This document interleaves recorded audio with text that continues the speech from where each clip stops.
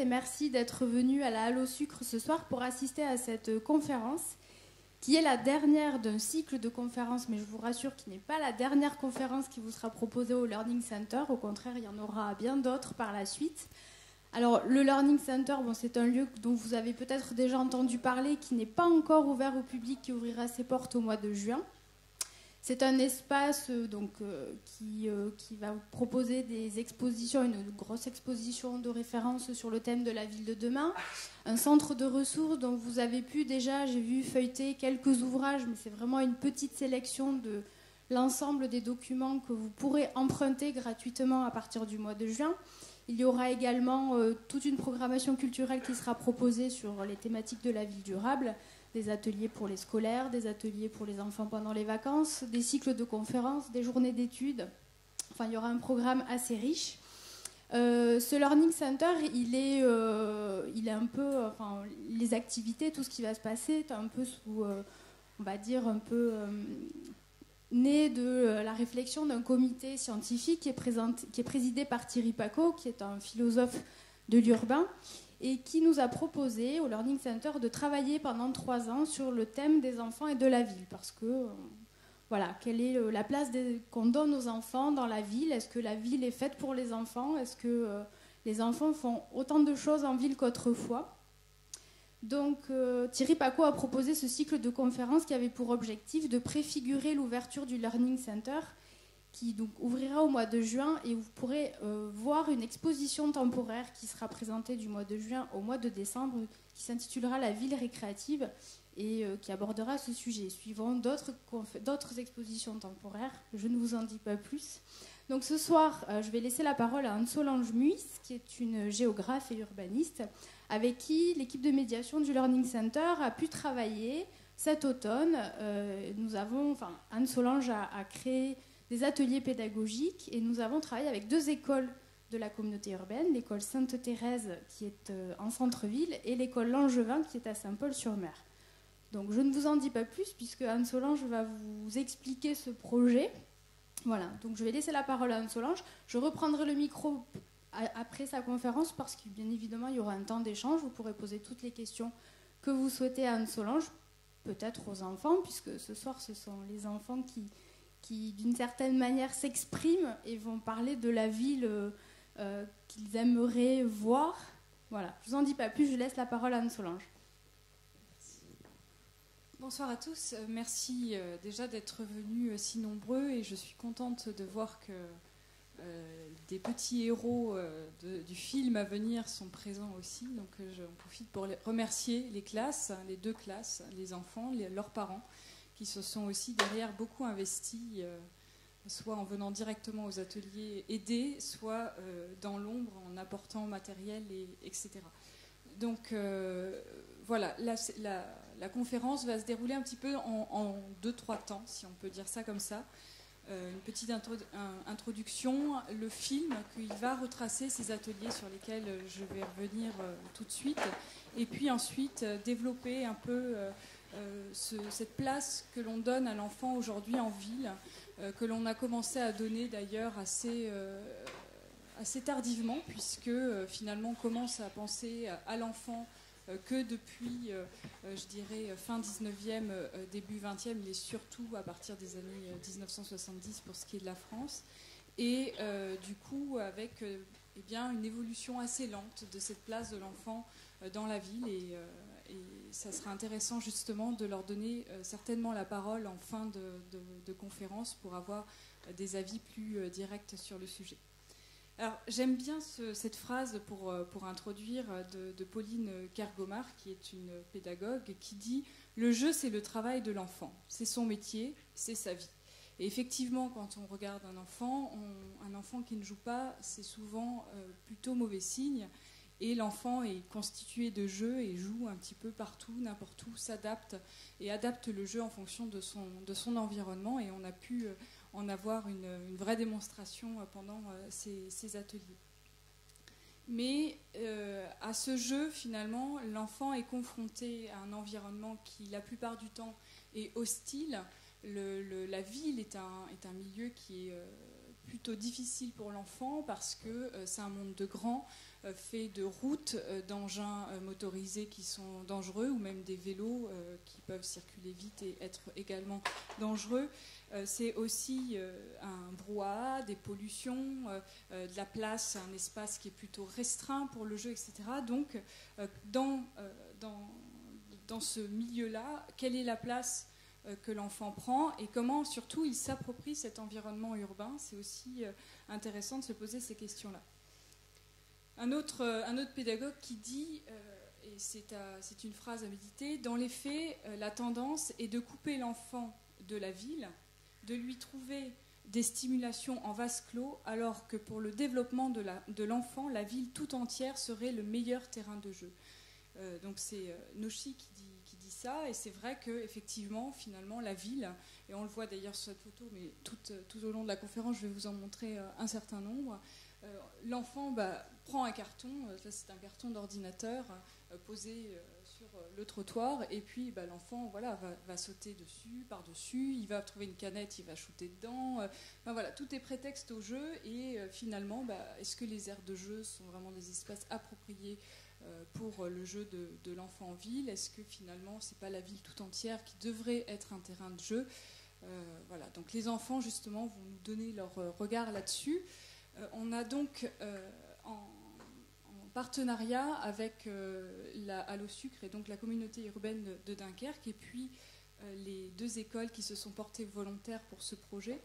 Donc l'école Langevin à Saint-Paul-sur-Mer, comme le disait Géraldine Beer tout à l'heure, et puis l'école donc Sainte-Thérèse à Dunkerque Centre, qui se sont donc prêtés à ce jeu.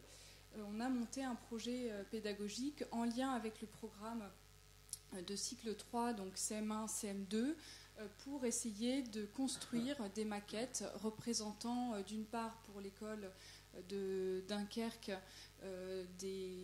une ville rêvée, le jeu idéal pour les enfants sur une ville rêvée, donc très plutôt dans l'abstrait théorique et dans l'idéal, qu'est-ce que serait la ville si on pouvait en faire qu'un jeu. Et puis plus centré sur l'échelle pour l'école de Langevin, avec en fait des jeux à l'échelle du quartier, sur le chemin de l'école. Quels seraient les jeux qu'on aimerait voir quand on est enfant, quand on se promène de chez soi vers son école. Et 4 ateliers ont été menés dans chacune des classes. Alors autant vous dire que 4 ateliers pour faire des maquettes que vous avez peut-être aperçues à l'entrée, qui ont été choisies par les 2 classes comme représentant finalement un peu le travail effectué durant tout cet automne. 4 séances de 2 heures dans chacune des classes, c'est très peu pour obtenir ce travail. Donc autant vous dire que l'investissement qui a été fait par les enseignantes d'abord et puis par les enfants et leurs parents derrière a été aussi important. Et sans cette appropriation et donc investissement, évidemment, ce projet n'aurait pas pu aboutir. Donc, je vais sans plus tarder vous montrer un petit film qui a été réalisé par Jérémy Schelaert, qui est donc un réalisateur qui s'est occupé de filmer 2 séances seulement, une au début, une à la fin, pour avoir quand même suffisamment de temps entre les deux pour obtenir un rendu. Un petit film qui fait 12 minutes 30 et qui retrace le travail mené au niveau de ces ateliers dans les 2 classes, et qui a essayé également aussi de mettre en valeur ces perceptions des enfants qui enrichissent la recherche que je développerai un petit peu par la suite. Donc je bascule, donc excusez-moi, vous allez voir le basculement, ça prend quelques secondes, et voilà.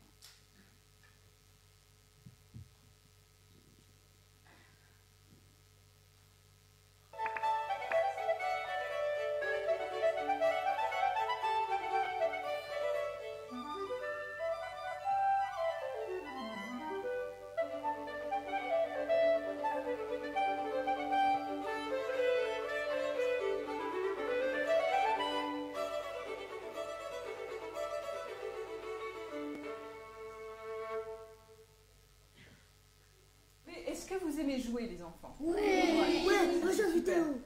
Aux jeux vidéo, d'accord. À quoi vous aimez jouer aussi? Au foot. Oui. Au foot. Au casse Au basket, au Playmobil. Ouais. C'est pour se taper Lego. un genou au moins, c'est pas question. Est-ce que vous jouez? Vous jouez à quoi? Au foot. Et chez vous, vous jouez à quoi? Au foot. À la Vous console. êtes trois. Vous regardez la télé. Ah, vous faites du vélo, très bien. Alors, est-ce que vous avez déjà imaginé un jour que la ville pourrait être un terrain de jeu pour vous tout seul? Est-ce que vous aimeriez bien que ce soit le cas?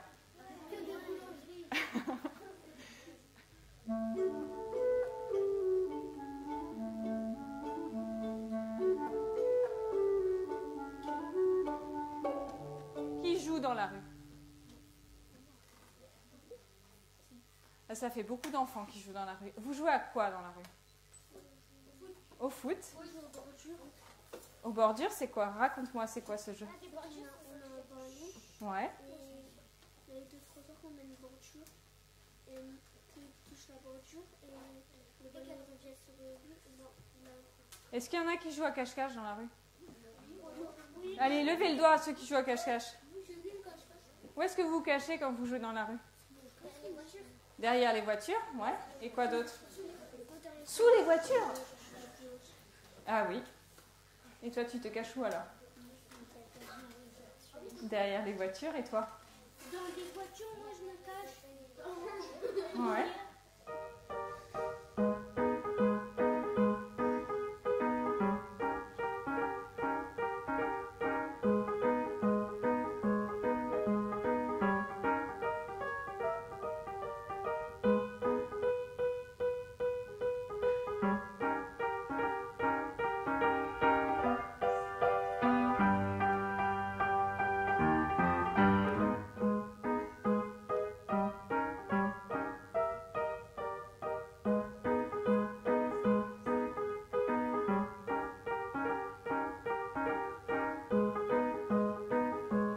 Moi j'aime jouer à cache-cache. Ah oui. Ah, moi c'est cache-cache, c'est bien. Cache-cache attrapé. Ah oui.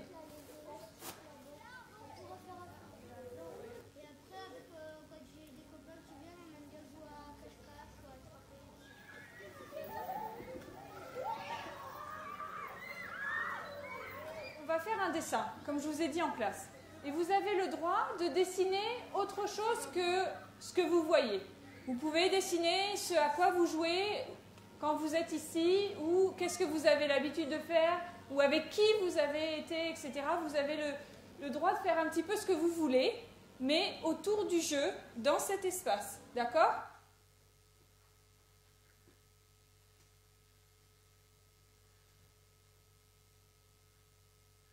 Moi aussi, c'est un peu un château fort, sauf que ici, c'est pour escalader. Donc là, soit on va là-bas et on arrive là dans le toboggan. Ici, c'est un peu pour monter. Après, on peut s'accrocher à la chaîne et se balancer.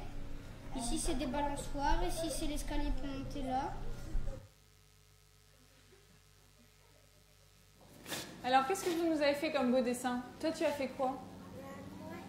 J'ai divisé le parc en trois.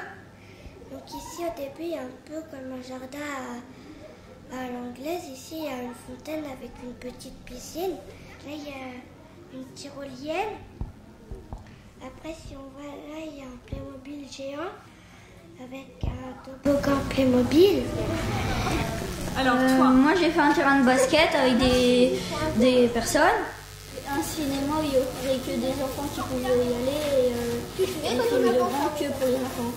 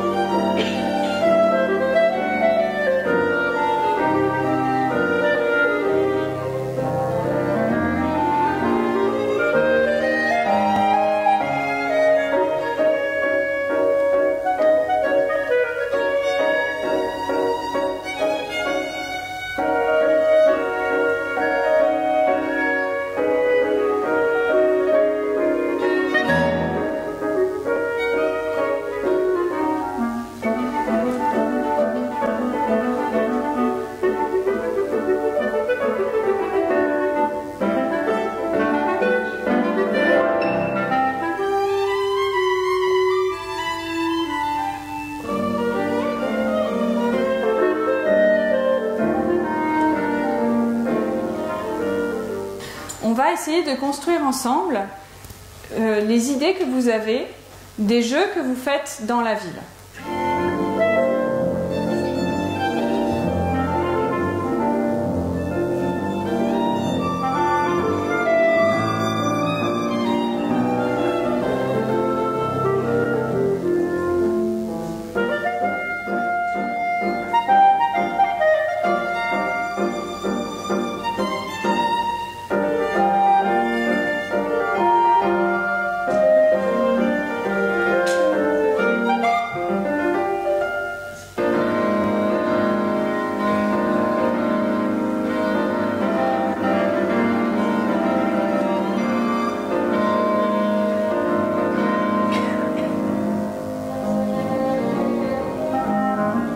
On va faire ensemble une grande maquette où chacun va construire quelque chose et le poser.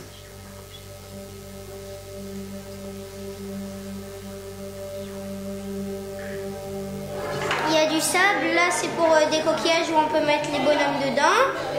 Là il y aura le sarrasme aussi. Là c'est une fontaine. Là c'est des boules dans lesquelles on peut rouler dedans.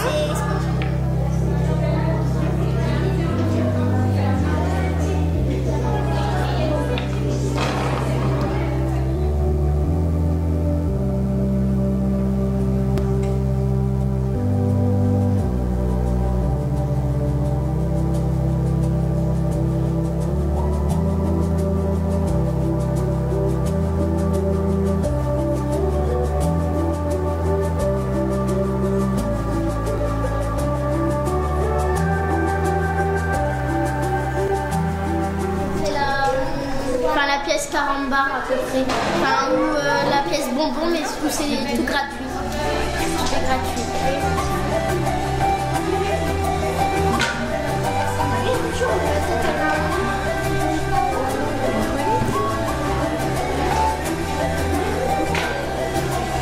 Ça va être le panneau d'entrée, ça va faire là, avec de l'autre.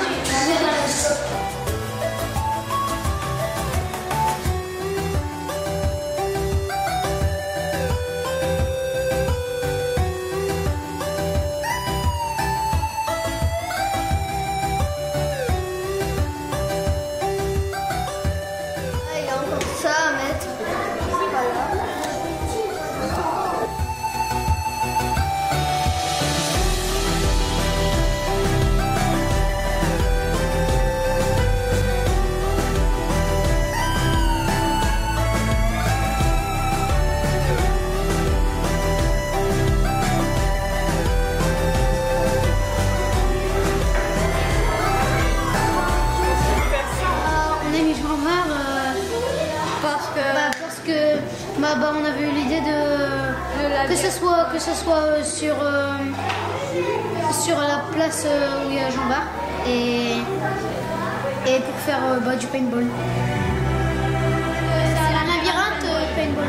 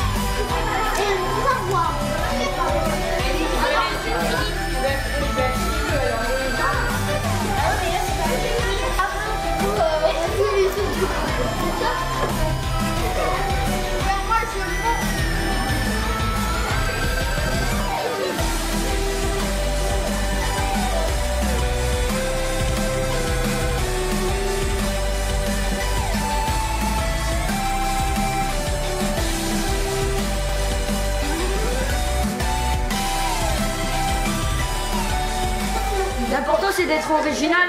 Je fais un terrain de neige. Et après je vais faire un terrain un peu synthétique.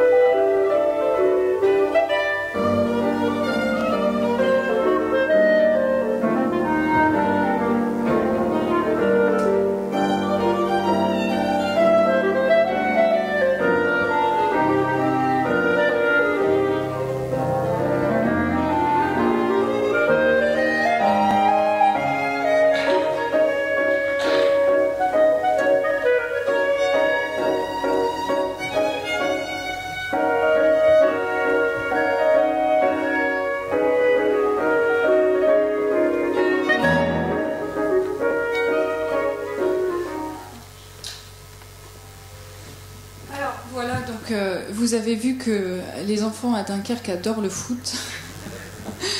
Et qu'ils s'approprient d'ailleurs très bien leur espace urbain, puisque sur la place Jean Bart, ils voient bien un paintball avec un labyrinthe végétal. On aura l'occasion de revenir un peu sur les différents dessins, travaux des enfants, parce que évidemment dans ce petit film de 12 minutes, beaucoup de choses ont été évidemment oubliées. Et on aura l'occasion durant la conférence de revenir sur quelques dessins écrits des enfants aussi, qui témoignent un peu de leur jeu, de ce qu'ils aimeraient voir dans la ville et qui sont parfois assez surprenants, voire touchants. Donc voilà.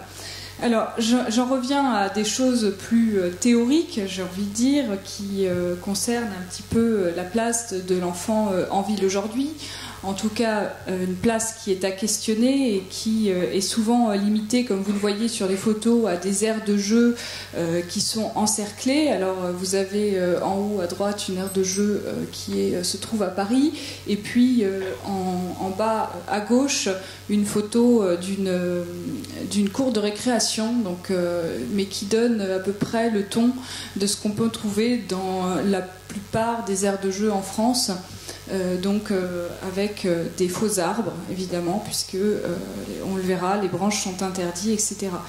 Donc c'est assez spécifique de la France, pas que, évidemment, hein, beaucoup de pays aussi européens sont un petit peu comme nous et réglementent évidemment beaucoup ces espaces de jeu. Ici c'est à Portsmouth en Angleterre, et puis là c'est une simulation vidéo, c'est fictif, mais c'est ce type de jeu que vous pouvez trouver et qui se vendent notamment dans des aires d'autoroute, que ce soit en France ou à l'étranger, pour les pauses des enfants. On est voilà, sur des aires de jeu qui sont assez aseptisées, avec des couleurs, là encore, qui sont finalement intégrées dans le paysage, mais qui, pour la plupart du temps, sont criardes, dans des tons rouges, vifs, jaunes vifs, bleus, etc. Et la question est de se poser finalement pourquoi en France on est dans cette réglementation assez lourde, pourquoi finalement on n'a pas suivi le pas de certains pays comme la Suisse, l'Allemagne, l'Angleterre, le Danemark aussi, qui ont pris des tournures un peu différentes dans leur histoire. Notamment qui ont valorisé beaucoup plus les éléments naturels, la terre, l'eau, la verdure, l'air, notamment comme des qualités indispensables au développement et à l'épanouissement de l'enfant. Vous voyez par exemple cette photo qui est en haut à droite, à Brême en Allemagne, qui pour aire de jeu met un vieux tracteur au milieu d'un terrain de sable. Les enfants peuvent monter sur le tracteur, d'ailleurs là je crois qu'il y en a un dessus, et peuvent jouer avec ce vieux tas de ferraille. Ça c'est impensable chez nous, parce que évidemment on le verra pourquoi, mais en moindre cas d'accident, évidemment la faute est donc à l'élu, et l'élu ne peut pas prendre ce genre de risque. Donc chez nous, on est plutôt dans l'interdiction, la réglementation qui conduit parfois, ce tout sécurité, à finalement à réduire bien souvent le jeu, voire à l'interdire, on le verra, et oblige du coup les enfants à fréquenter ce qu'ils fréquentent finalement assez peu très rapidement, c'est ces genres de petits animaux à bascule qui les amusent 2 secondes et ensuite ils changent. Là je vous ai mis une photo parce que c'est assez incroyable de voir, voilà, évidemment l'hiver, qu'est-ce qu'on a envie de faire sur un terrain de verdure habituellement, sans pratiquement aucun risque finalement de noyade ou autre. Eh bien c'est de glisser dessus, et donc la glissade évidemment est interdite, et vous voyez, infraction verbalisable pour dégradation du patrimoine. Donc on est voilà, dans des cas de figure parfois un petit peu caricaturaux, et l'idée dans une ville qui se veut être celle de demain, c'est-à-dire une ville durable où finalement chacun ait sa place, quelle que soit l'échelle de la ville, et que chacun puisse aussi donner sa parole, et que la ville ne soit pas seulement celle des grands, eh bien qu'est-ce qu'on peut donner aux enfants qu'est-ce que les enfants souhaitent. Est-ce que finalement eux veulent voir des jeux comme on a actuellement dans les aires de jeu, etc. C'est toutes ces questions qu'on a essayé de développer un petit peu pendant cette période et auxquelles on a essayé aussi de répondre à travers le témoignage des enfants de Dunkerque. Alors ces recherches, ce type de recherche, c'est pas nouveau, hein, évidemment. On a une chercheuse très connue que vous connaissez probablement qui s'appelle Marie-Josée Chambard-Delot qui déjà en 1976 a fait un livre, a dirigé un livre avec plusieurs auteurs qui s'appelle L'enfant en jeu pour essayer déjà de comprendre le regard que les enfants portent sur la ville et sur leur jeu en ville et de comprendre un peu leurs usages et leurs pratiques. Mais force est de constater que finalement, malgré le travail d'un certain nombre de sociologues, de pédagogues, etc., eh bien, l'enfant est encore absent aujourd'hui dans la réflexion autour de la ville. Alors, quelles sont les pratiques aujourd'hui des enfants? Est-ce que les enfants sont plutôt cloîtrés chez eux? Est-ce qu'ils jouent encore dehors? Quels sont leurs jeux? Est-ce que ce sont des jeux numériques ou plutôt des jeux finalement comme tous les enfants ont pu avoir jusqu'à présent? Eh bien, j'ai envie de dire que quand on voit les jeux des petits Dunkerquois, eh bien, on a envie de dire que ce sont des jeux comme toujours, c'est-à-dire que spontanés. On le développera après, mais j'étais assez surprise de voir que finalement, dans l'aire de jeu, et vous l'avez vu à travers le film, les enfants jouent à cache-cache, à s'attraper. Ils nous ont jamais parlé de glissade sur le toboggan, ou quasiment jamais. Donc finalement, c'est un support à l'imagination pour mieux s'approprier l'espace de l'aire de jeu, mais plus un espace de sécurité pour les parents que tellement pour les enfants. Alors je vais dans un premier temps rapidement venir sur un peu l'histoire de ces aires de jeu, comment on en est arrivé aux photos que vous avez vues là, puis aux aires de jeu que vous connaissez tous, évidemment, puisqu'on en a tous autour de nous, et puis vous avez certainement aussi tous des enfants à amener dans ces aires de jeu, même si c'est jamais une partie de plaisir. Mais donc revenir un peu sur cette histoire et après développer le point de vue des enfants dans la ville. Alors, évidemment, Thierry Pacaud en parlerait mieux que moi, puisqu'il a écrit notamment tout un article sur le sujet dans Ville durable et écoquartier, et puis dans cet article qui paraîtra aussi dans la ville récréative prochainement. Mais c'est essentiellement à partir du 19e siècle que va se développer ce mouvement pédagogique et sociologique qui va commencer à prendre en compte l'enfant, notamment l'enfant tout court déjà, et puis après l'enfant dans son environnement, en parallèle d'un mouvement des sociologues qui s'appelle l'écologie urbaine, que vous connaissez peut-être, qui est né d'un mouvement aux États-Unis, dans l'école de Chicago, mais où tout simplement, en fait, on s'est rendu compte que l'environnement influençait l'individu et l'individu influençait son environnement, mais qu'il y avait une relation de va-et-vient, et qu'évidemment, les enfants qui grandissaient, par exemple, dans des HLM, et des enfants qui grandissaient en pleine campagne n'avaient pas du tout la même évolution, y compris moteur, psychique, physiologique, etc. Et que donc cet environnement les influençait leur devenir et réciproquement. Et donc c'est un peu dans toutes ces questions, ce développement de recherche que est née cette préoccupation ou cet intérêt soudain pour l'enfant dans la ville. Un des premiers, c'est Friedrich Froebel, qui conçoit donc à partir du 18e, 19e siècle les jardins d'enfants, donc les Kindergärten, qui pour les plus petits étaient âgés de 2 ans jusqu'à environ 6 ans, et qui va mettre au point des jeux, des dons et des occupations tels qu'il les appelle. Et il lui s'inspire beaucoup de Pestalozzi, qui est un autre pédagogue en fait, dont le but est plutôt d'améliorer des conditions de vie de classe inférieure en essayant de stimuler l'éducation par des travaux, des forces et ce qu'il appelle la nature, c'est-à-dire en essayant de développer également des activités en plein air pour notamment les plus défavorisés. selon lui, c'est par les activités, son activité propre, que l'homme accède à l'autonomie, et c'est par lui-même qu'il doit déployer ses forces, comme le veut notamment cette théorie néo-humaniste de l'éducation à l'époque. Donc à ces jeux qui requièrent souvent de la manipulation, de l'imitation et de la mémoire, Froebel va associer des jeux en plein air, et notamment le jardinage, comme vous voyez là sur la photo, et ce qu'il appelle donc la promenade, que vous connaissez également. Outre-Atlantique, on a les États-Unis qui, eux, vont s'inspirer de George Ellsworth Johnson, qui est l'auteur d'un ouvrage qui s'appelle Education by Plays and Games, qui prône en fait, ou qui en tout cas va mettre en avant que l'enfant ne dispose que de la rue pour aller jouer. Or, celle-ci, évidemment, est dangereuse, sale et dépravée, plus encore à l'époque qu'elle ne l'est maintenant.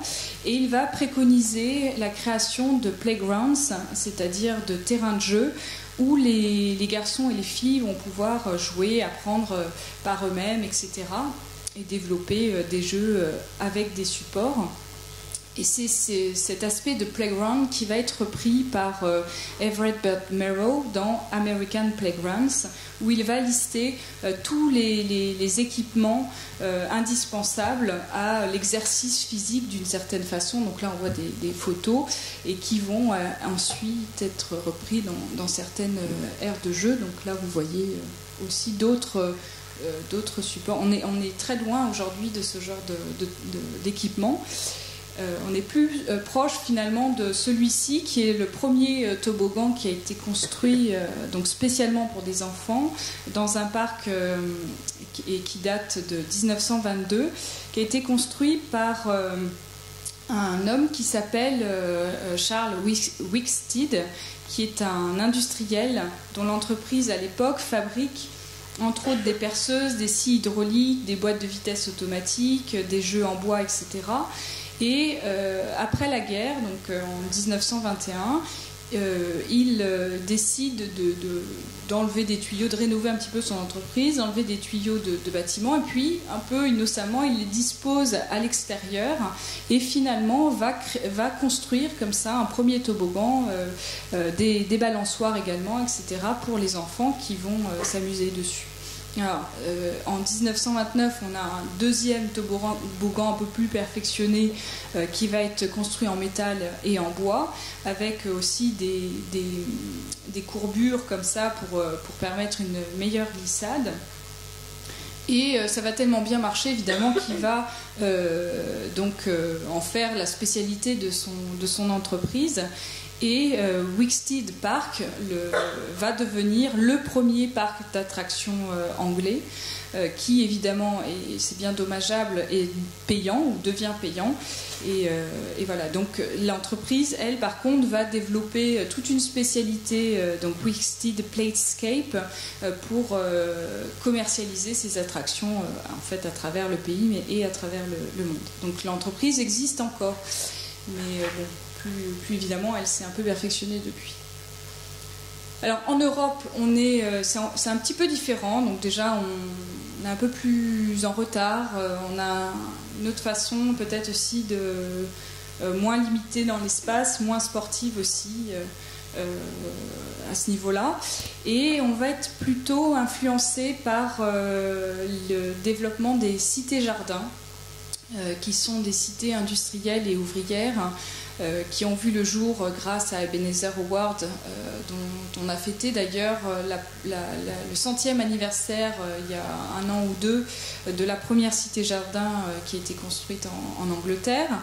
Et Ebenezer Howard était un penseur, théoricien sur la ville durable. Je dis la ville durable parce que finalement la ville durable n'a rien de contemporain. Et cet homme-là estimait que pour l'équilibre de chaque individu, il fallait un équilibre entre la nature et la ville, entre les espaces verts et le monde urbain, y compris le monde économique. Et donc il a créé tout un modèle comme ça de ville à l'échelle, le test, c'est l'échelle d'un quartier finalement, mais il avait toute une théorie comme ça sur la ville. Et on a un homme assez connu qui s'appelle Georges Benoît Lévy en France, qui est un fervent défenseur des cités-jardins dans les années finalement 40-50, avec Henri Sellier, et qui va monter comme ça plusieurs cités-jardins un peu partout en France, et dont aussi beaucoup en région parisienne, mais avec la spécificité d'être uniquement des logements sociaux. Donc du coup, ils vont développer un certain nombre de cités-jardins, et dans ces cités-jardins, il faut toujours intégrer des espaces verts, des espaces de nature, de jeux, etc., à l'intérieur même de la cité. Donc c'est un peu ça qui va faire que l'aspect, je dirais, environnemental du jeu dans la ville, en France, va plutôt s'orienter dans la pédagogie par rapport à ces cités-jardins. Et je citerai du coup les mots empruntés à Thierry Pacaud, qui dit, par rapport justement à ces cités-jardins, que les enfants disposent de lieux agréables pour jouer, plus ils sont sociables, ouverts et en bonne santé. Donc reprenant un peu cette théorie de Ward. Donc voilà d'autres images où on voit cette réunion d'espaces partagés, puisque dans la cité-jardin, l'objectif est aussi de créer des lieux de vie communs pour tous. Viennent ensuite les terrains d'aventure que certains d'entre vous ont peut-être d'ailleurs connus, puisqu'ils ont été nombreux dans les années 70, 80 on va dire un peu moins, mais 70 surtout en France. Et cette idée des terrains d'aventure est née au Danemark à la suite notamment de la Seconde Guerre mondiale, et a été introduite vraisemblablement par un architecte paysagiste danois qui s'appelle Carl Theodor Sorensen en 1931. Et c'est ensuite la Grande-Bretagne qui a un peu suivi ce modèle de terrain d'aventure dans les années 50, notamment donc après la Seconde Guerre mondiale, parce qu'il y avait des terrains disponibles, parce qu'il y avait de la surface et puis il fallait reconstruire, et c'était l'occasion aussi de repenser un petit peu l'aménagement. Ça a été le cas à peu près partout en Europe. Par la suite, ça a été repris dans les années 60 en Suisse, en Allemagne, et donc plus tardivement vers 70 en France. Donc, ces terrains d'aventure prennent des appellations très différentes selon les pays. Au Danemark, c'est plutôt terrain bric-à-brac. En Suisse, c'est plutôt l'appellation plaine Robinson. Plaine de jeu en France. Terrain de bricolage aussi en Allemagne. Et terrain d'aventure, c'est surtout plutôt pour la Grande-Bretagne. Alors, son invention à la base de ce terrain d'aventure visait à remédier à la désaffectation des équipements traditionnels de loisirs, voire à combler le manque dans les quartiers qui ont été éprouvés par la Seconde Guerre mondiale. Et puis, ces terrains apportaient aussi à l'époque une espèce de bouffée d'air dans une urbanisation qui était galopante, un peu anarchique. Après la guerre, il fallait construire vite, donc on ne prenait pas le temps des belles constructions.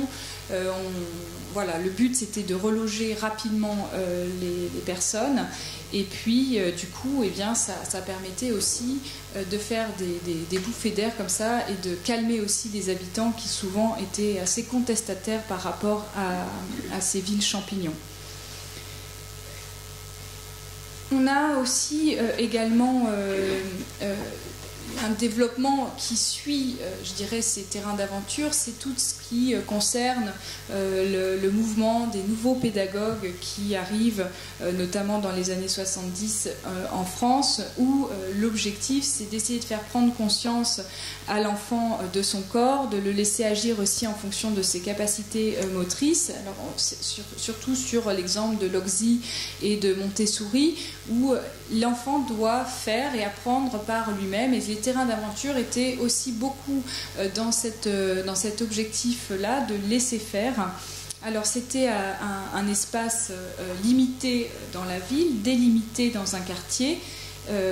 Une définition existe qui était donnée par la Fédération nationale des animateurs de terrains d'aventure à l'époque, que j'ai notée là, que je vais vous lire, qui est: un terrain d'aventure n'est ni un simple terrain vague, ni une aire de jeu aménagée. C'est un équipement parmi d'autres, accessible à tous, élément d'une dynamique de quartier, un espace transformable, d'expérimentation le plus large possible, des rapports aux matériaux, des relations sociales. Donc en moyenne, les terrains d'aventure font entre 3000 m² et, pour les plus petits et 7 à 8000 m² pour les plus grands. Ils sont délimités, comme là vous l'avez en photo, par une clôture assez finalement sommaire, une haie aussi. L'objectif, c'est qu'il y ait un petit peu de relief pour que les enfants puissent aussi s'amuser avec ce relief, des arbres, idéalement un cours d'eau ou un point d'eau, avec la présence également aussi d'un point de repère qui est un petit baraquement, souvent couvert en dur, où il y a une surveillance ou un animateur qui peut être aussi présent pour les enfants, sans obligation d'ailleurs. Et voilà, ainsi, au départ, l'idée qui préside à la création de terrains d'aventure tourne vraiment autour du développement de l'enfant. Et puis très vite, évidemment, vous connaissez les problèmes.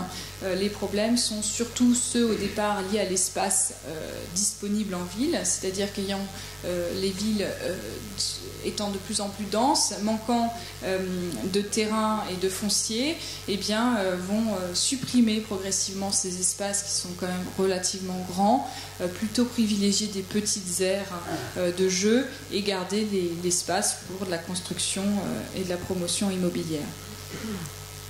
Et puis ensuite, il y a eu aussi un autre problème qu'on peut imaginer, c'est le voisinage, c'est-à-dire que parfois les voisins commençaient à en avoir marre aussi, en étant à proximité de ces terrains d'aventure, d'avoir de la fumée qui s'échappe parce que les enfants avaient le droit de faire des feux et que ça posait pas de problème. Le bruit aussi, à côté, on peut aussi imaginer que certaines personnes soient dérangées par des cours de récréation, donc c'est un peu similaire, etc. Donc voilà, certains habitants ont dénoncé progressivement ces terrains d'aventure qui ont disparu. On a la naissance progressivement, donc plus des aires de jeu qui ont remplacé un peu toutes ces formes de villes récréatives, on va dire, avec dès 1943 un architecte qui s'appelle Dan Fink qui va commander à Sorensen une aire de jeu pour un quartier déshérité de Copenhague. Et celui-là va s'inspirer des paysages symboliques de son pays, la plage, le bosquet, la prairie. Donc peut-être aussi, c'est ça qui va faire que ces pays d'Europe du Nord vont peut-être privilégier davantage des aires avec plus de verdure et d'éléments naturels que nous en avons chez nous. Et ce qui va surtout, en tout cas, marquer l'aire de jeu et ses équipements, c'est l'architecte hollandais Aldo van Eyck, qui va réaliser le plus d'aires de jeu, je crois, au monde. Et rien que pour Amsterdam, on en dénombre 700 qui ont été faites entre 47 et 78. Donc là, vous en avez deux photos qui sont représentées ici. Alors, j'en viens maintenant aux aires de jeu en France, avec cette question qui amène pas forcément de réponse, mais qui est en tout cas importante d'être posée. Est-ce que ces aires de jeu ne sont pas en train de stériliser aussi ces espaces publics urbains ? C'est une question. En tous les cas, voilà un peu pour vous montrer quelques aires de jeu qui sont, je pense, représentatives des autres aires de jeu. Donc à Saint-Brieuc ici, à Paris, notamment en fait sur tous les recouvrements de périphériques, étant donné que la construction est interdite pour des raisons de sécurité, eh bien ça devient des espaces tampons entre la ville, entre des quartiers de ville, et donc idéalement on peut mettre des aires de jeu. C'est le cas ici. Là, on est à Zurich, une autre aire de jeu. Voilà, vous voyez, ce sont des espaces très aseptisés et finalement, là, sans enfants en plus. En France, l'aire de jeu est extrêmement réglementée depuis 1994. On a un décret qui date donc du 10 août 1994, qui fixe les exigences de sécurité relatives aux équipements d'aires collectives de jeu. Et les aires de jeu sont donc très réglementées, et cette réglementation concerne je cite le décret, « Toutes les zones aménagées et équipées pour être utilisées de façon collective par des enfants à des fins de jeu. Les aires de jeu des écoles, privées ou publiques, des colonies de vacances, des parcs aquatiques, des parcs d'attractions et toutes les aires municipales sont concernées. » Donc autant dire tous les espaces où l'enfant est amené à jouer. Alors, vous avez, si vous voulez, vous pouvez aller voir sur le site évidemment du gouvernement pour avoir tous les détails. Mais voilà à peu près là un panneau, à quoi ressemble un panneau normalement qui doit figurer sur une aire de jeu, à l'entrée de l'aire de jeu, et qui interdit évidemment, vous voyez, de plonger, de nager, de marcher sur la mousse avec les chaussures, etc., de faire du bruit, enfin voilà. Et donc bon, ça normalement c'est obligatoire partout. Donc les risques que font courir l'utilisation de ces équipements sont principalement, évidemment vous le savez, les chutes, les chocs, les heurts, les coincements, les pincements, les étranglements, etc.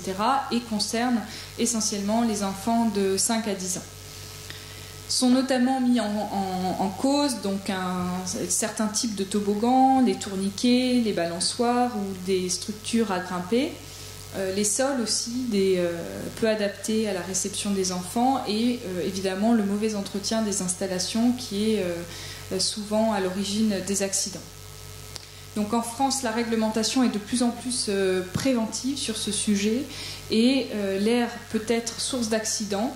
Et je cite, « Une grande vigilance s'impose donc pour aménager une aire collective de jeu en toute sécurité. » C'est tout l'objet du décret du 18 décembre 1996. L'aménagement d'une aire de jeu ne s'improvise pas, qu'il s'agisse du choix du site, de l'environnement, des équipements ou du choix du sol. Donc elle est avant tout encerclée, cette aire de jeu. Je vous ai mis voilà, ce qui normalement doit figurer sur le toboggan aussi. Vous voyez, on n'a pas le droit de faire n'importe quoi et surtout on n'a le droit que de glisser dans un sens et assis, évidemment. Donc c'est très frustrant pour l'enfant quand il a envie de faire juste autre chose, mais...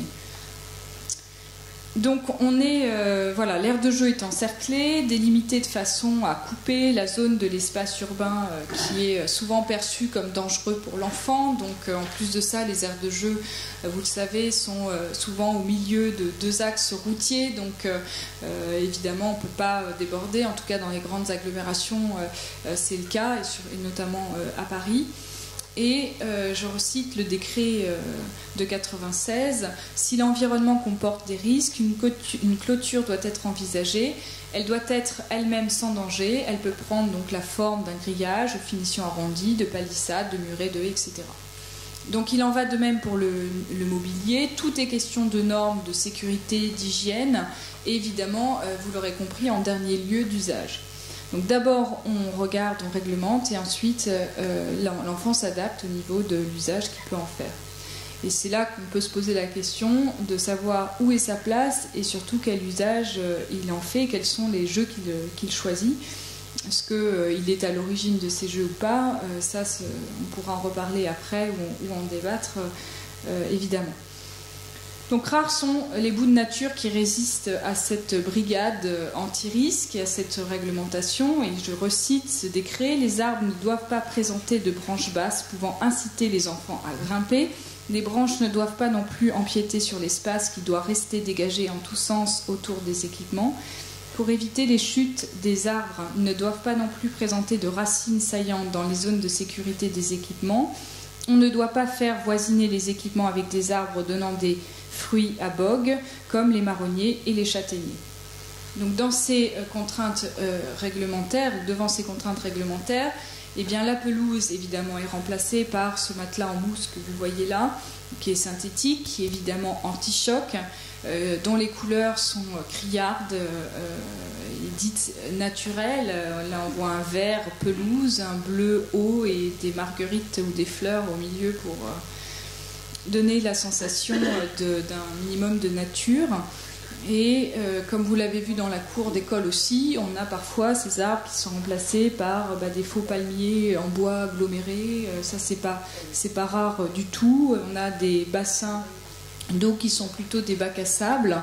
Et tout est fait pour devenir finalement assez inhospitalier, froid et puis dénué de fantaisie créative, j'ai envie de dire, parce qu'on a de la fantaisie dans les couleurs, mais hormis ça, pas tellement.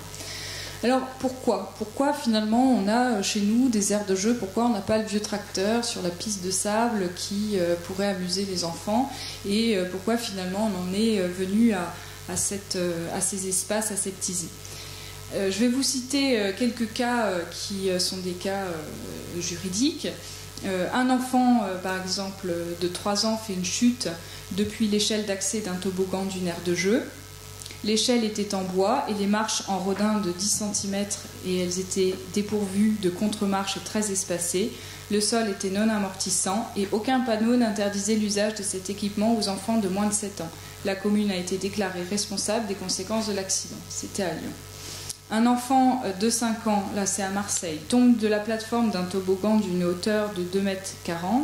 Le sol sous les appareils de jeu n'était recouvert d'aucun revêtement de protection susceptible d'absorber les chocs en cas de chute. Un morceau de la rambarde haute de 60 cm bordant la plateforme était manquant. La commune a été déclarée coupable des conséquences de l'accident. Donc de nombreuses communes comme ça ont été jugées responsables de tout ou partie des dommages consécutifs à des accidents survenus sur des aires de jeu. Et les principaux griefs, généralement relevés par les tribunaux, c'était la présence d'un sol non amortissant. Donc le sable n'est pas considéré forcément comme non amortissant. La vétusté aussi et l'usure des équipements, l'inadaptation des installations à des jeunes enfants, la mauvaise implantation des installations, etc. Parfois ça a été évidemment plus grave que ça, puisqu'en 2003 un maire a été reconnu coupable d'homicide involontaire à la suite d'un accident mortel d'un enfant sur une aire communale de jeu, et la Cour de cassation a retenu que le maire connaissait la dangerosité de l'installation à l'origine de l'accident et qu'il disposait des compétences, des moyens et de l'autorité nécessaires pour prévenir le dommage, et que, évidemment, en omettant de prendre ces mesures utiles, eh bien, il était donc fautif. Donc, voilà, pourquoi aussi on en arrive à tout ça? C'est bien évidemment parce qu'il y a des accidents et que la faute se retourne contre les responsables politiques. C'est peut-être ça aussi qui a conduit de plus en plus à privatiser le jeu. On est beaucoup aujourd'hui, il y a beaucoup de parcs d'attractions ou d'espaces dédiés aux jeux qui se sont développés un peu partout dans le monde, à commencer par les foires, les zoos et autres espaces privés offrant du loisir dans la ville. Selon une étude menée par une société qui s'appelle Xerfi en 2011, la France est l'un des pays européens qui contient le plus de parcs d'attractions, donc environ 614, auxquels s'ajoutent 214 parcs de réserve type zoo, réserve floristique ou jardin botanique, etc. Et en 2011, a été totalisé environ 198 millions de visiteurs français pour ces parcs. Donc c'est un curieux mélange finalement, ces parcs d'attractions, entre la foire telle qu'elle pouvait exister et se pratiquer au Moyen-Âge, c'est-à-dire avec des stands d'objets en tout genre et d'origines diverses, surtout pour les adultes, il faut quand même le signifier, même si le titre de ce tableau, finalement, jeu d'enfant, est finalement peut-être pas assez représentatif. Et ces foires qui datent du début du Moyen-Âge constituaient surtout des rassemblements de marchands et de marchandises sur des axes de transport un peu dominants entre un point et un autre, et d'autres foires plus périodiques, plus récréatives, notamment comme la foire du Trône à Paris qui date déjà de 957, marquaient plutôt, elles, des fêtes païennes pour la fin d'une récolte ou d'une saison agricole ou même d'une saison tout court, et c'était l'occasion d'un rassemblement, notamment l'hiver, pour casser un peu la monotonie. Donc progressivement, ces parcs deviennent des espaces récréatifs, notamment pour fuir la ville. Un parc de longue date qui est celui de Prater à Vienne en Autriche, donc qui a 250 attractions et qui date, lui, de 1766. Et c'est un parc qui est assez connu parce que c'est lui qui a introduit, lors de l'exposition universelle de 1873, la Grande Roue et les premières montagnes russes. Donc tous ces parcs finalement sont des lieux d'amusement, de loisirs, mais il faut quand même ne pas oublier que ces accès sont assez ségrégatifs, puisque finalement seuls les enfants, les parents plutôt qui ont les moyens d'offrir ça à leurs enfants peuvent y accéder. C'est pas toujours simple. Et donc pose la question de la gratuité aussi du jeu, et je pense que c'est un point sur lequel on reviendra par la suite, mais qui a été développé par les enfants là de Dunkerque, puisque pour beaucoup la notion de gratuité est revenue dans leurs idées, notamment les bonbons gratuits. Voilà, ça je pense que c'est important de le souligner, cette notion de gratuité. Et puis, ne pas oublier aussi que ces parcs de loisirs et d'attractions sont souvent éloignés des villes pour un peu les mêmes raisons que les terrains d'aventure. C'est qu'il n'y a pas de place pour ces espaces, donc on les met en dehors des villes. Donc l'accès n'est pas non plus facile, et puis ce ne sont pas toujours des espaces urbains, même s'ils ont l'air de mini-villes, comme par exemple Disneyland. Donc j'aime bien cette phrase de Marie-Josée Chambard-Delot qui dit « Le jeu n'est pas une activité à finalité utilitaire ». Je trouve ça une très belle phrase, parce qu'effectivement, ça n'a jamais été quelque chose d'utile pour les enfants, c'est surtout quelque chose de spontané. Alors, on va passer maintenant à quoi jouent les enfants d'aujourd'hui, et on va développer un peu cette dernière partie qui va peut-être ouvrir un peu comme ça par la suite sur un débat. Mais toujours Chambard-Delot qui explique dans son ouvrage Enfants en jeu que l'enfant n'utilise pas tous les espaces accessibles ou permis. Il va opérer un choix, une sélection qui traduisent certains impératifs qui lui sont propres, qui lui sont personnels, déjà en fonction de son âge, évidemment, en fonction de son sexe, en fonction de son évolution, de sa personnalité, de sa culture, etc. Donc, finalement, ce qu'il faut retenir, c'est que l'enfant va utiliser l'espace à sa façon. Il va se l'approprier en fonction de ce qu'il trouve sur son chemin, de ce qui est disponible aussi autour de lui.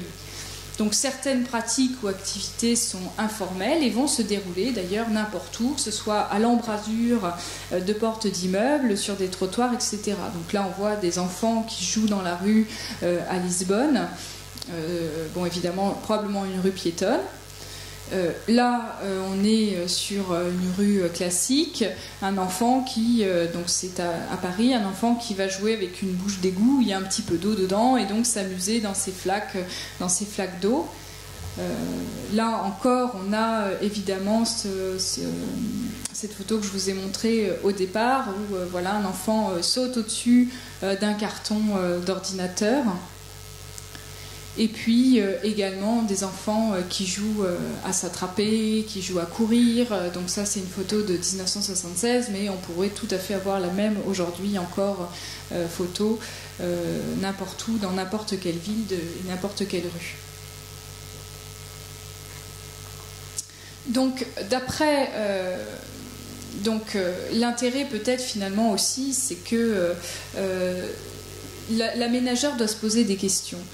On remarque que dans tous les environnements, le goût des enfants est plutôt pour les lieux détournés, pour les lieux interdits, pour les cabanes. Dans l'aire de jeu du centre de Dunkerque, les enfants s'amusaient sur l'aire de jeu, mais ce qui les amusait, c'était de s'approprier finalement les espaces autour, de jouer à s'attraper, de monter sur les rochers, enfin voilà, donc de se tester, de s'aventurer, d'expérimenter et de transgresser un peu les limites, mais surtout leurs propres limites, et aussi d'aller au-delà de ce qu'ils peuvent faire, etc. Donc l'aménageur et l'urbaniste doit aussi se poser des questions sur où créer des endroits du possible, comment créer des endroits où l'enfant peut tout simplement laisser cours à son imagination. Et est-ce que tout simplement la ville n'est pas ce terrain de jeu de prédilection? Donc, d'après Marie-Josée Chambard-Delot, les aires de jeu ou terrains de jeu finalement ne sont pas si fréquentés que ça, ou pas, en tout cas pas aussi fréquentés qu'on pourrait le croire. Et les enfants préfèrent souvent les rues, les surfaces revêtues, les abords immédiats de leur maison. Le jeu n'est pas une activité à finalité utilitaire, je vous le disais. Ce n'est pas une activité limitée dans le temps et dans l'espace, mais plutôt un comportement global de l'enfant qui utilise successivement et par courtes périodes de temps les différents lieux qui l'entourent, les supports prévus ou non de son activité.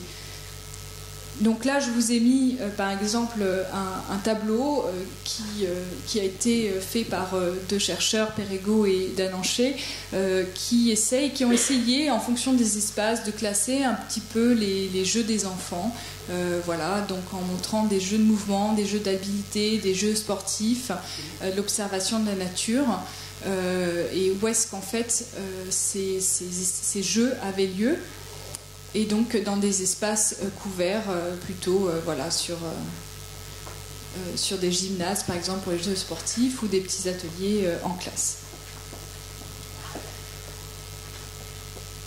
Alors, par contre, ce qu'il faut savoir, et ce qui est reconnu, c'est que l'avantage de l'aire de jeu, il faut quand même le souligner, c'est que l'aire de jeu permet à l'enfant de remplir sa fonction de lien social, de relation aussi avec l'autre, avec d'autres enfants, et de se confronter aussi à l'autre à travers des jeux et à travers une autre forme de rencontre que ne peut l'offrir par exemple la classe de l'école.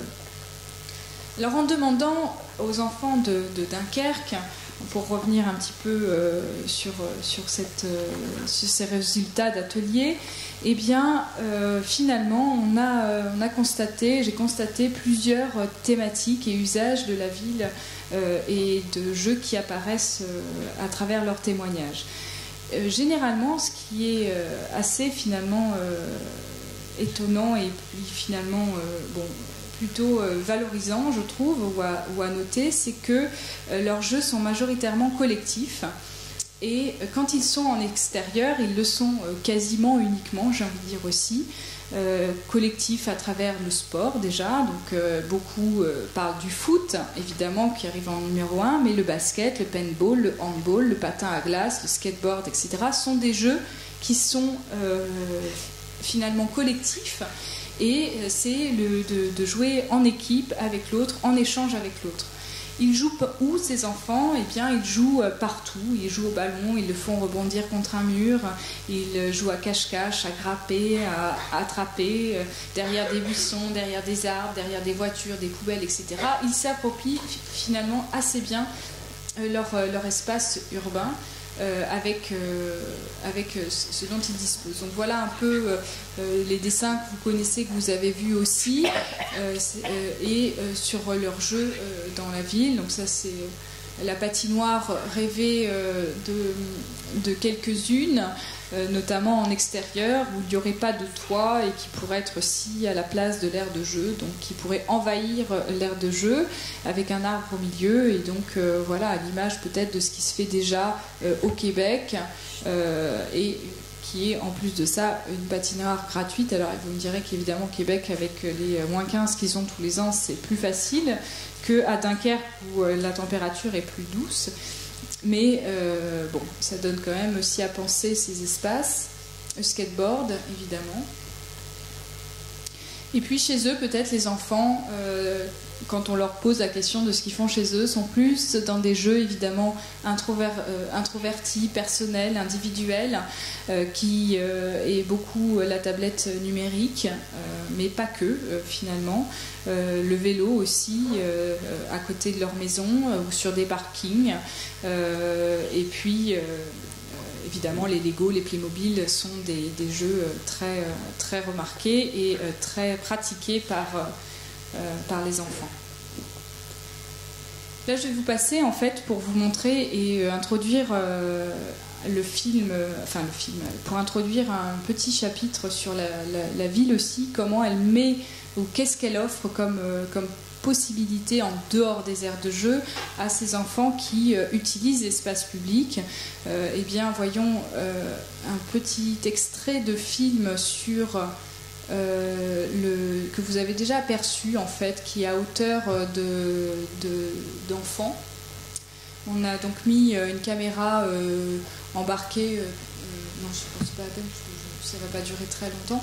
On a mis une caméra embarquée donc, sur la tête d'un enfant qui fait le chemin de l'aire de jeu à son école, et pour essayer de voir aussi à hauteur d'enfant comment la ville se présente à ses yeux et quels sont les obstacles finalement qu'il rencontre aussi sur son passage, ou comment il utilise l'espace urbain, etc. Donc là on est encore dans l'aire de jeu qui, vous le voyez, est encerclée comme le veut le décret. On aperçoit déjà donc des poubelles sur la gauche, évidemment l'omniprésence de la rue et déjà des voitures qui sont stationnées. Mais donc l'obstacle des poubelles oblige les enfants déjà à contourner le trottoir, aller sur la rue et ensuite pouvoir donc avancer sur ce trottoir. Donc je continue un peu plus loin. Alors, si ça veut bien. Pour vous montrer ce que vous avez vu d'ailleurs. Voilà, donc là on a une zone de travaux, on traverse une rue, et c'est là que ça va commencer à devenir intéressant puisque les trottoirs se rétrécissent. Bon voilà, on a des plots ici qui sont pour que les voitures ne se garent pas, mais qui du coup deviennent aussi un obstacle et un jeu pour les enfants qui s'y amusent. Et évidemment, donc, la voiture qui est sur le trottoir, qui bloque le passage de l'enfant, le poteau, le lampadaire, etc. Donc les enfants respectent évidemment le plus possible, se mettent sur le trottoir, mais là, voilà, ils sont obligés, la voiture gênant, d'aller sur la route et de pratiquer voilà, une portion du trottoir, du trajet depuis la route, enfin sur la route, etc. Donc voilà, les obstacles que peuvent rencontrer les enfants, c'est essentiellement la voiture. Bon, là encore, ils sont en CM1, CM2, évidemment. Vous voyez, la caméra est quand même assez proche de la voiture, beaucoup plus basse que si c'était un adulte qui la portait, et on le voit assez bien sur le film. Il faut imaginer que s'ils avaient quelques années de moins, 3-4 ans de moins, évidemment, on verrait carrément le phare de la voiture arriver sur l'enfant. Donc voilà, les poubelles qui sont encore des obstacles, etc.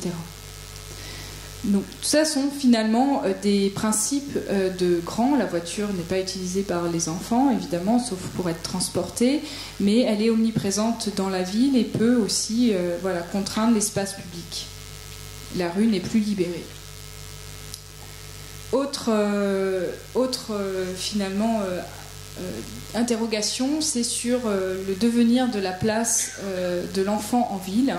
Et plus exactement du jeu en ville, qui a questionné, notamment au regard de la réglementation qui est imposée, parfois choisie par des communes, et notamment cette commune qui est à dénoncer, hein, autant le dire, Gournay-en-Bray, en Seine-Maritime, qui a fait passer un décret, qui va faire passer un décret très prochainement, puisque là, en l'occurrence, ça date du 25 février, donc c'est très récent.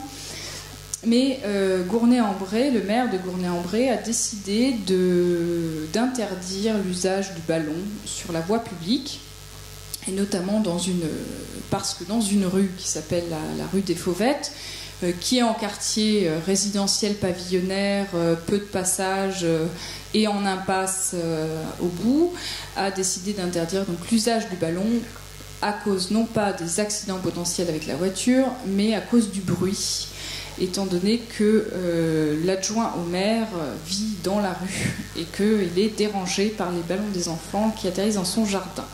Donc du coup... D'accord. Et du coup, ils ont décidé de faire passer un décret pour interdire l'usage des ballons. Alors, évidemment, dans les aires de jeu, la loi nous dit que les jeux dangereux sont interdits, notamment les ballons en cuir, en plastique dur, etc., etc. Donc, vous voyez que finalement, la réglementation est sur le domaine public va aussi dans ce sens, où interdit de plus en plus les jeux spontanés, y compris les jeux avec l'eau, puisque là, eh bien, vous voyez, on est sur des fontaines dans un espace public. Il y a à peu près les mêmes fontaines aussi dans d'autres villes, hein, notamment à Brest, mais des enfants l'été jouent avec ces jets d'eau, et évidemment ces choses-là sont interdites. Et normalement, les enfants n'ont pas le droit de jouer dans les fontaines ou de se baigner. Alors, étant donné que la réglementation est encore régie, ou en tout cas faite par quelques hommes, eh bien, c'est les gardiens, souvent, qui mettent des contraventions, font plutôt preuve de tolérance pendant les périodes estivales pour ces petits bambins. Alors maintenant, juste pour terminer, revenir un peu sur les rêves de nos enfants dunkerquois, et qui ont en fait noté, ou qui ont remarqué plusieurs choses, ou qui ont plusieurs souhaits. Déjà, cette gratuité dont je vous parlais, qui est importante, cette gourmandise aussi, et je dirais qu'ils ont bien raison.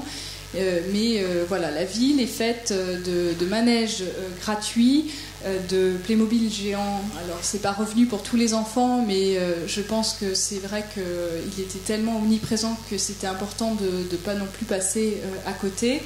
Et puis des bonbons aussi, des bonbons à volonté, gratuits. Ça, c'est revenu dans les deux classes, et de façon assez importante. Des arbres en barbe en chocolat, des fontaines, des toboggans en chocolat, des arbres en barbe à papa, pardon, des fontaines en chocolat, et puis des piscines en chocolat. Voilà encore le casino de bonbons, les boissons à volonté, etc. La fontaine toujours donc en chocolat dans les parcs.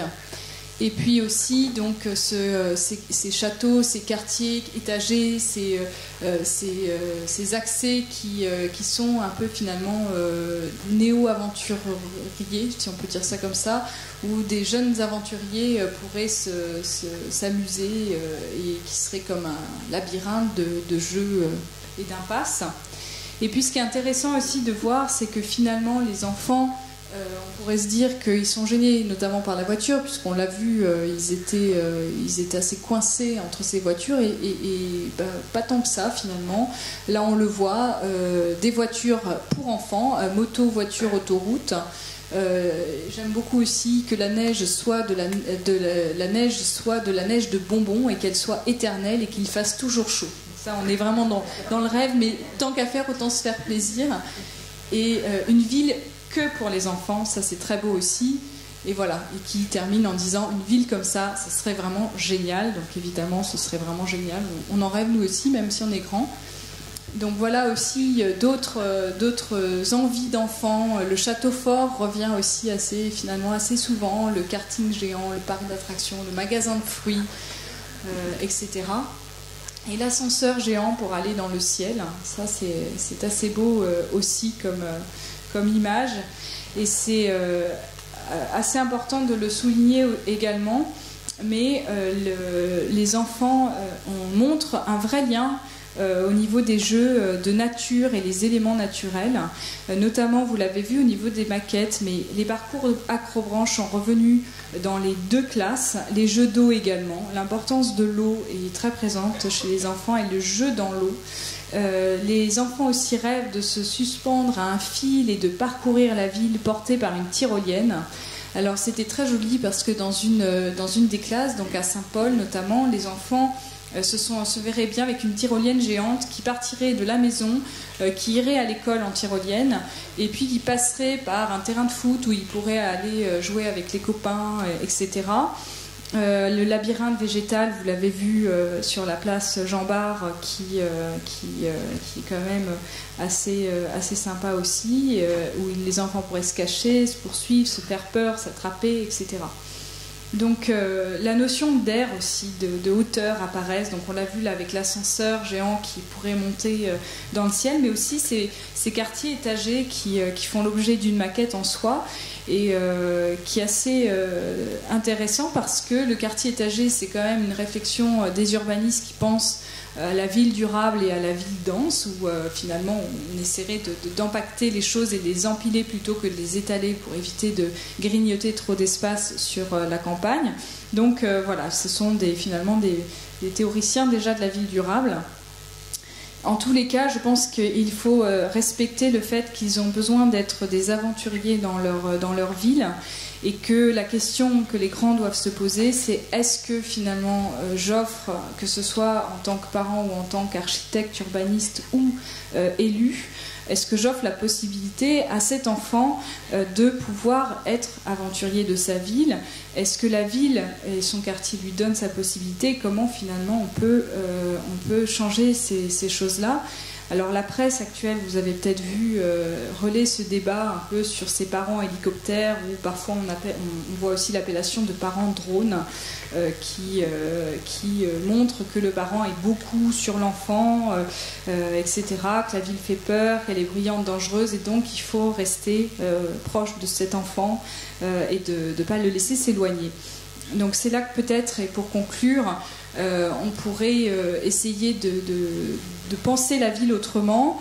Et j'aime beaucoup cet architecte qui s'appelle Nicolas Soulier, qui a fait un très beau livre en 2013 qui s'appelle Reconquérir les rues, et qui prône le laisser-faire, et qui dit voilà, il faudrait tout simplement mettre à disposition, un peu comme on l'a fait pour les maquettes, avec des cartons d'emballage, un peu tout et n'importe quoi comme matériaux, et laisser faire les enfants construire leurs rêves, construire leurs jeux, etc. en ville.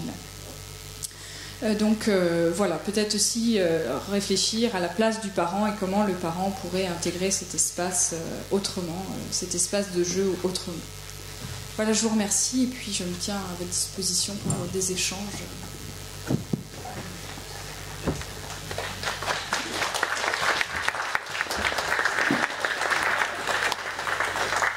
Est-ce que vous avez des questions à poser à Anne-Solange, ou peut-être Alors je vais demander aux élèves de se lever, juste au moins pour qu'on les voit. Voilà, de Saint-Paul et de Sainte-Thérèse. Alors ils ne sont pas tous là, c'est les vacances scolaires, donc voilà, mais merci à vous d'être venus. Donc voilà, est-ce que vous avez des questions à poser à Anne-Solange ou aux enfants? Sachant que ce serait sympa que les enfants parlent, moi je trouve aussi. Que vous donniez vos témoignages et cette expérience, votre regard sur la ville, etc. Ça serait chouette aussi.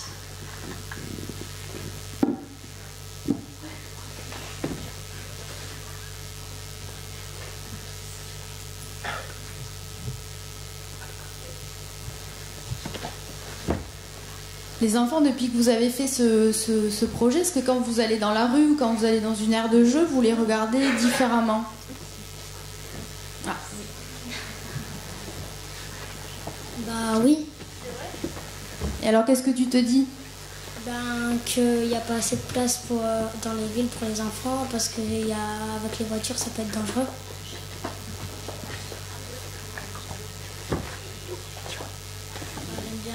J'aime bien grimper aux arbres et tout ça. Et en ville, tu peux pas le faire? Non.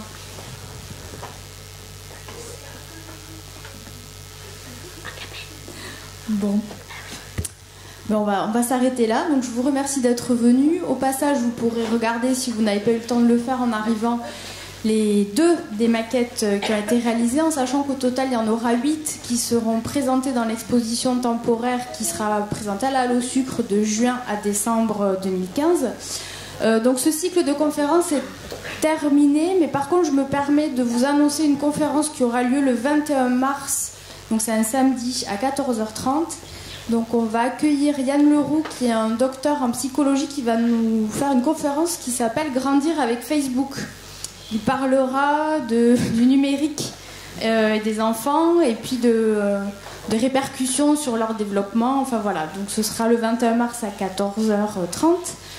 Je vais vous annoncer aussi un café débat qui aura lieu le 25 mars ici à la Halle au Sucre à 18h30. C'est le CPIE Flandre-Maritime qui organise ce café débat. Ce sera sur le thème des pesticides. Et puis je vous annonce aussi que les archives de Dunkerque vont déménager à la Halle au Sucre et sont ouvertes depuis lundi. Donc si vous voulez venir faire des recherches aux archives, ou tout simplement visiter la salle de lecture, vous pouvez le faire dès à présent. Voilà, elles sont à ce niveau-là. Je vous remercie et puis je vous souhaite une très bonne soirée.